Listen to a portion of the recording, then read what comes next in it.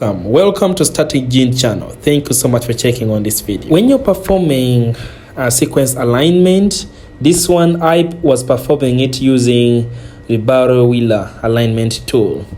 Now it does both the pairwise alignment and then also you can do sort of a reference-based genome assembly.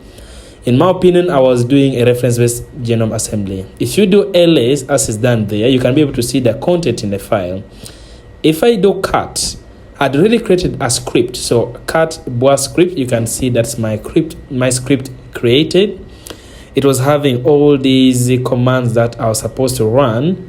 So you have the boa mem, and then you have the reference index, the reference file, and then you have the forward, and then the reverse reads, and then the output as a SAMP file.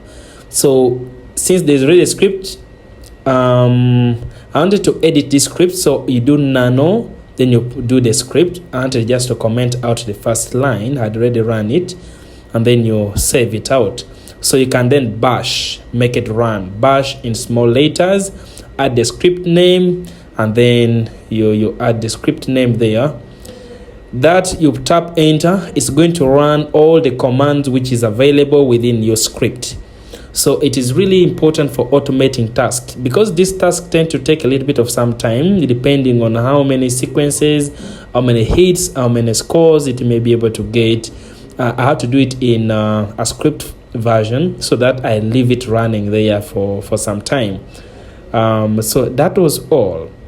So in case you're into sequence analysis or you hoped to join Bioinformatics or any sequence analysis field, I think you can check out for the BOA tool, the Bioinformatic alignment tool.